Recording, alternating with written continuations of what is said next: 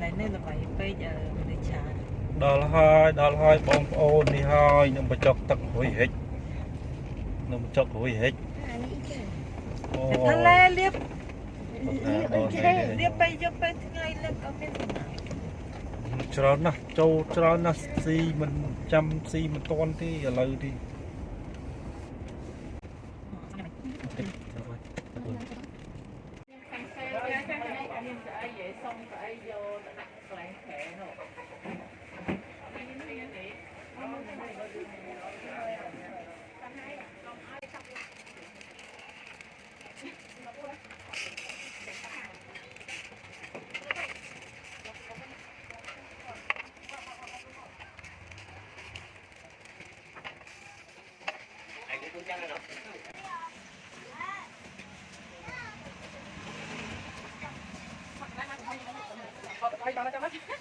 Không, cái này đi thì không.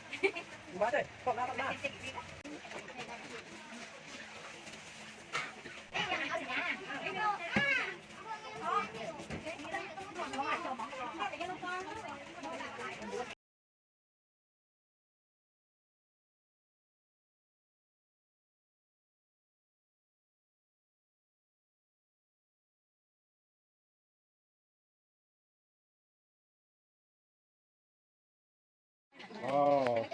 một đó là cái cột của bút mau đấy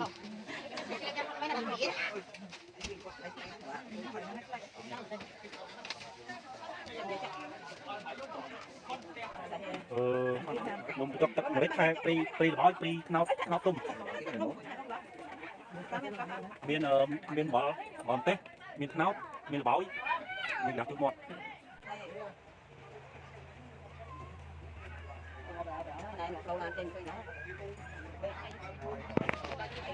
mong mau ta đi hiện vườn đấy mau đi đấy mau tiền bởi đất nước đang sáng đất nước bốc sạch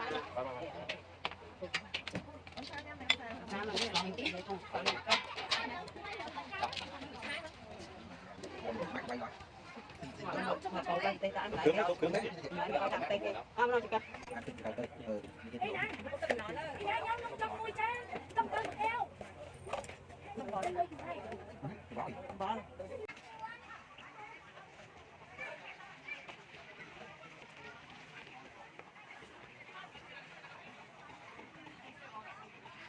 ba đi một để tam bao nhâm nó bị chọc tận hết mà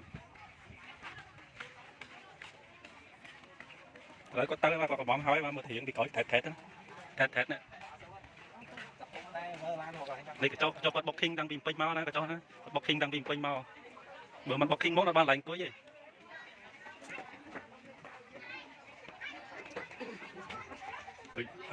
con này là nó bị chọc với chọc sao con này con nhắm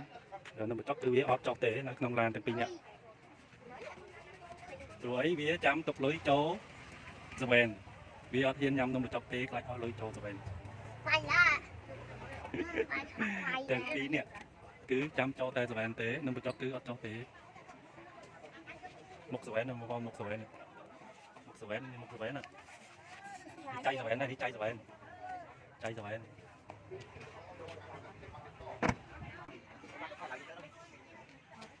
sao nè mong coi chăm thì sao nè mong coi chăm không nó bị chọc món ăn muối xạ con xạ cái gì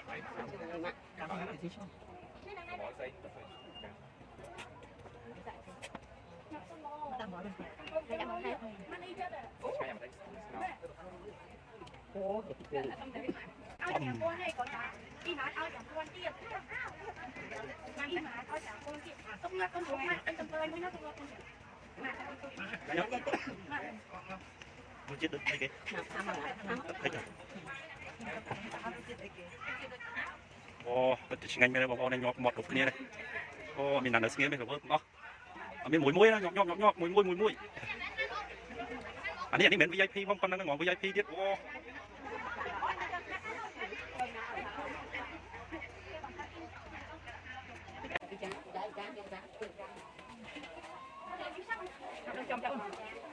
Chắc ôn cái thang chị không?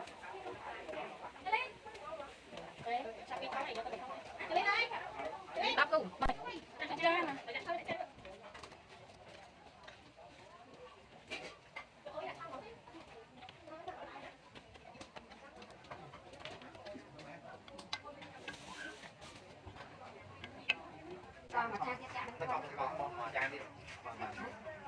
จะเป็นนักโทษเนี่ย còn đây làm ngọc lại cho mình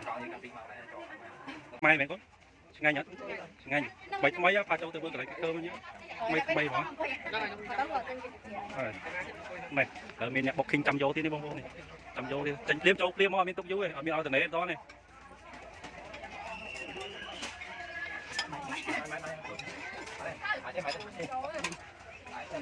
làm bạch bạch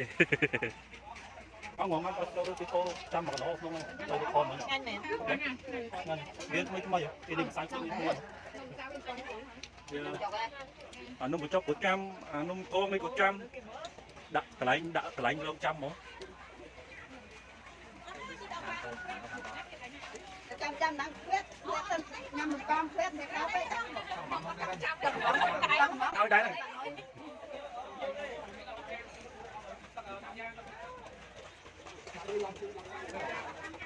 thì đó bọn con cho đây làm cho đây thì họ lại cho lên ba nó còn được bột mọc lên